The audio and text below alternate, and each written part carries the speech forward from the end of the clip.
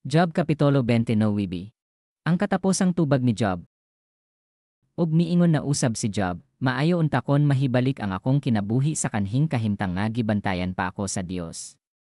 Niadtong higayona kanunaing nag-uban kanako ang Dios og naghatag kanako og kahayag samtang naglakaw ako sa kangitngit. Mao kadtong panahon na nga nagmauswagon ako ug gipanalipdan sa Dios ang akong panimalay. Giubanan ako sa Dios nga labing gamhanan. Ug gyalirongan ako sa akong mga anak, daghag gatas ang akong mga baka ug kanding, ug naghatag og daghang lana ang akong mga olibo nga nanubo bisan sa dapit nga batoon kaayo. Kon magtigom na ang mga kadagkuan sa syudad ug makig-uban ako kanila, moiway ang mga batan-on inigkakita nila kanako. Ug manindog ang mga tigulang agig pagtahod kanako, manghunong pagsulti ang mga kadagkuan, bisan gani ang labing dako kanila. Ang tanan nga nakadungog ug nakakita kanako midayeg sa akong nahimo, kon magpakitabang ang mga kabos, tabangan ko sila. Gitabangan ko ang mga ilo nga walay kadangpan, gidayeg ako sa mga timawa, ug milukso sa kalipay ang gitabangan ko nga mga biyuda.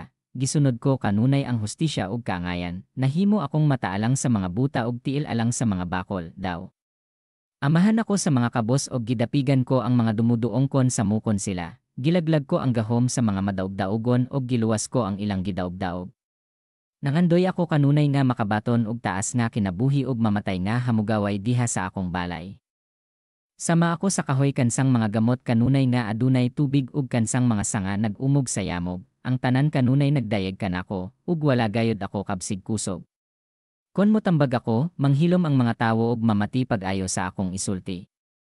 Wala sila'y ikadugang inigkahuman kog sulti, motuhop ang akong mga pulong sama sa tinulo sa ulan, ang tanan maminaw sa dakong kahinam, sama sa mag-uuma nga nagpaabot sa ulan panahon sa tingpugas.